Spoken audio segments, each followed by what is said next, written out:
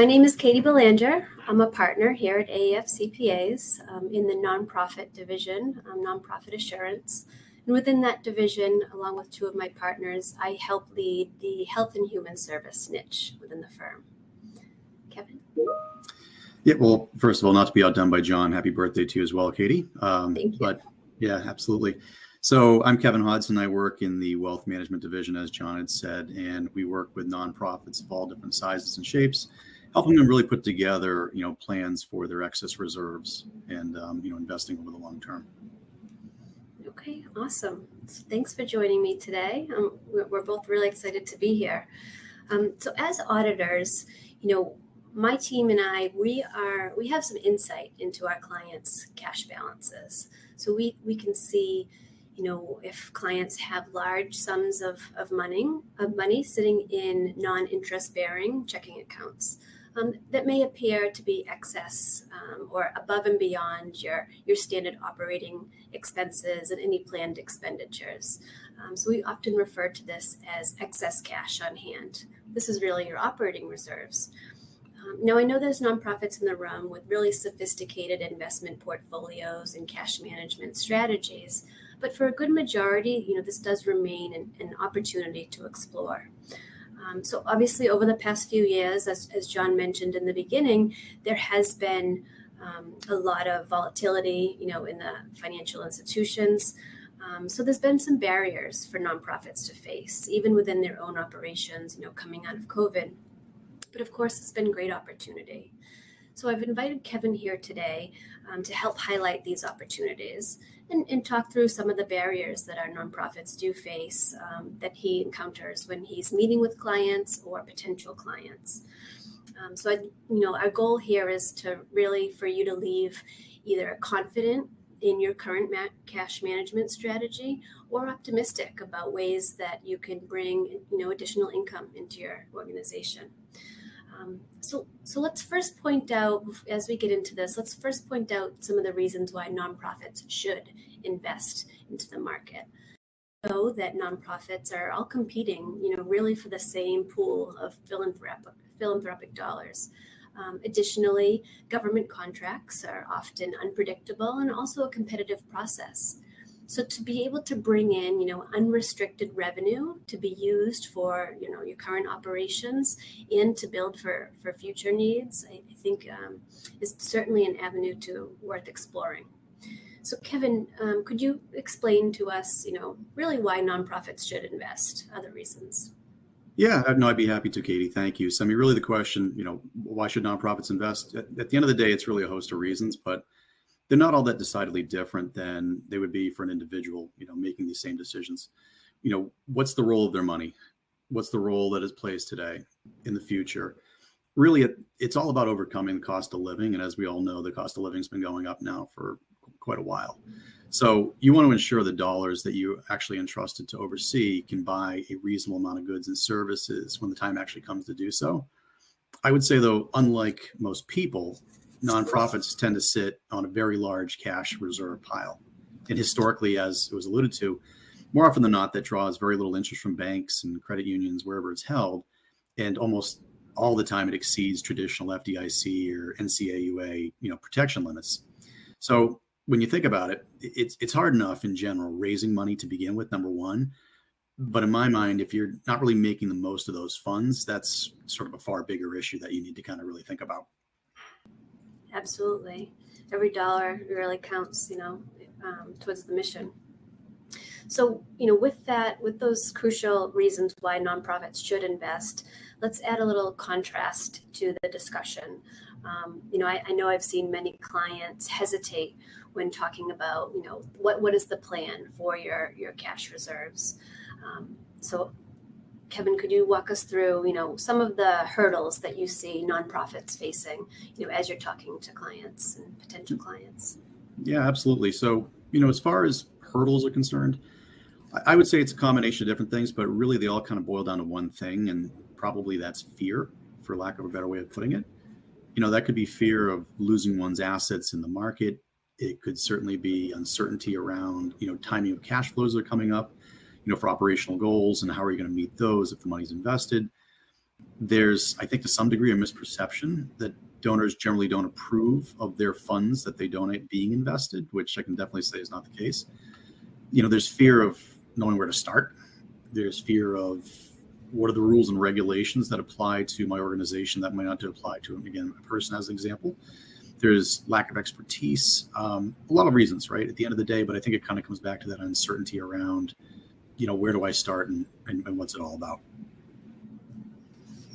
Absolutely. Now I see, I feel like a common theme that I often talk to my clients about is really, limited resources, the concerns surrounding there, as well as the lack of expertise internally. That is an issue that pops up often when thinking about, taking investments or their cash balances to that next level within the market. So at this time, I would like to launch the poll that we have. So you'll need to answer the poll for CPE reasons.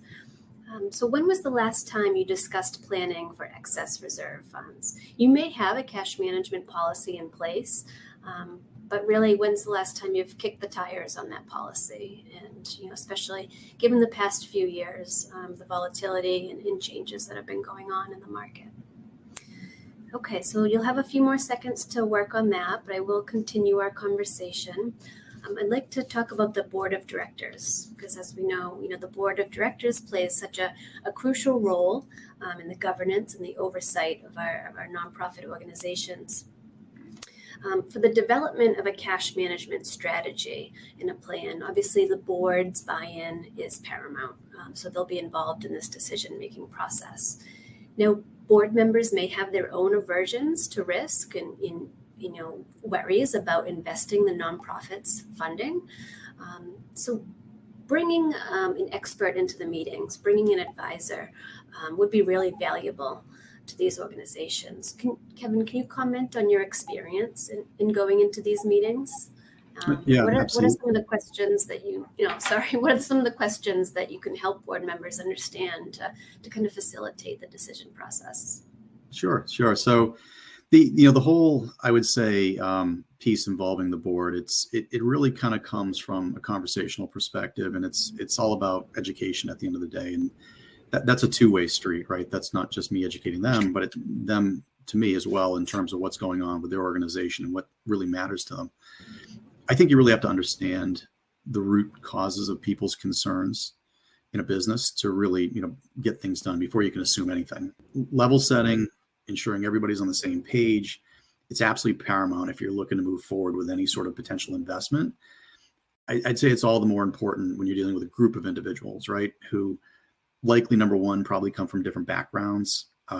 My guess is that a lot of folks probably may not share a common understanding of the concepts at hand. There's certainly going to be an issue where people will view risk differently from one person to the next. And when you think about it, in general, trying to get two people to agree on something can sometimes be really hard. Imagine, thinking about trying to get 10 to 12 people on the same page. It's going to take a lot of conversation. It takes a lot of education, and probably most of all, it takes a lot of patience. So, understanding an organization's goals and concerns and then speaking to those needs in brutally honest terms, I think is absolutely crucial. Great. Thank you, Kevin. So from an audit perspective, when we look to audit investments on our clients, part of the financial statement audit, we always look at the investment policy statement. Now, we look at this for a few, we not only audit the investment allocation to the statement, we look at internal controls and monitoring procedures, but I understand that the investment policy statement is so much more and really critical, a critical base to forming this cash management strategy.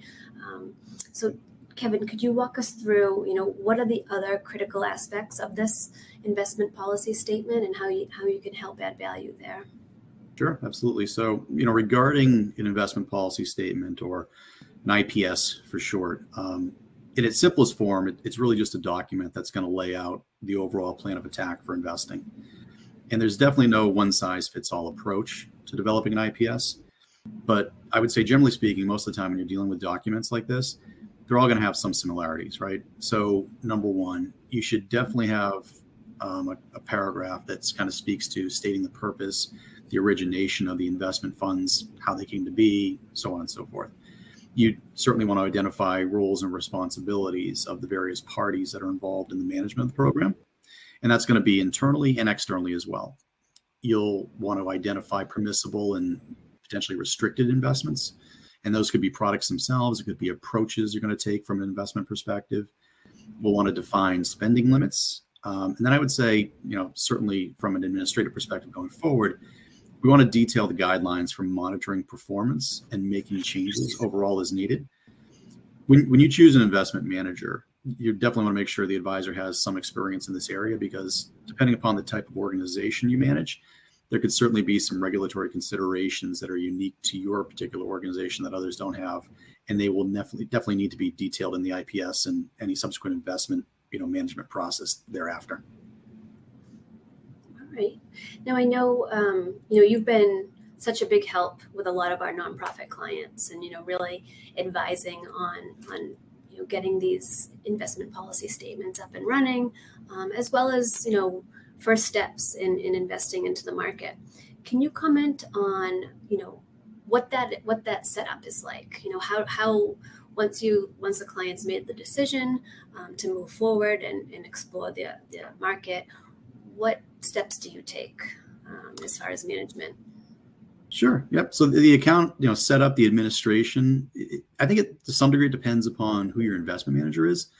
The advisor you choose, they're going to basically be the quarterback for the overall process, but there can certainly be and probably will be multiple parties involved in the overall administration. So first and foremost, right, investment funds, they need to be held someplace, and that someplace is called a custodian. So examples, Fidelity, Schwab, Pershing, these are all names you probably are relatively familiar with. This is the physical location, the investment company that's going to hold on to your assets, whereas the investment manager or advisor, they're going to basically design the portfolio. They're going to monitor the investments. They're going to trade the holdings as needed. In terms of day-to-day management, the actual investment advisor is going to have most of the details delegated to them, right? The advisor is going to ensure overall that portfolio investments, they're going to align with, again, regulatory requirements may exist, but also certainly the nonprofit's goals. And that's important, right? Because when you think about it, the goals of the program are probably going to change over time, or the organization, I should say. And we know that obviously economic, the backdrop that we live in is certainly going to change over time. So when you make these initial investment allocations as they're originally detailed in that initial IPS that was drafted, they need to be checked over for relevancy every once in a while, just to make sure they align again with changing goals of your organization, but whatever's changing in the world. And then I would say, realistically, there's going to be ongoing reviews with the board, or at the minimum, what they call the board designated reps. Those folks that are speaking on behalf of the board, just to make sure everybody's on the same page going forward. Then I would say, just sort of one final piece here is when you think about investment management, depending upon whom it is you're actually working with, they're going to oversee the portfolio in one of two different ways. It's either going to be on what's called a discretionary or a non-discretionary basis. The difference at the end of the day, it kind of comes down to, is the advisor making proactive investment changes without the client's consent? So discretionary means that advisors can act without having to ask you a question every time they want to do something. Non-discretionary is the opposite. We here at AAF Wealth Management, we normally work with our clients on a non-discretionary basis because, simply put, in partnering with our AAFCPA partners on the assurance side of the house for auditing purposes, we have to make sure that we keep independence for our clients and for AAFCPAs. And because of that, we essentially have to require pre-approval from our investment clients themselves before we make any proactive changes on their behalf. Absolutely. Independence is crucial, and we always take that really seriously. Every engagement that we encounter. So in this, to wrap things up here, in this 15 minutes, I hope I'd like to make sure you have 3 takeaways. One is review your current cash management strategy. See if there's ways to further boost revenue income, really make your cash balances work for you. 2, start the conversation internally and with the board. What issues arise? What blockers or hurdles are you facing as an organization? And then talk to your AAF team. talk to your AAFCPA partner about what your challenges may be. Maybe put your heads together to think of something. You do want to remember that FDIC. So it's a balance of risk, staying below that FDIC or managing to that, and then reward, boosting your unrestricted revenue with investment income. So thank you, everyone.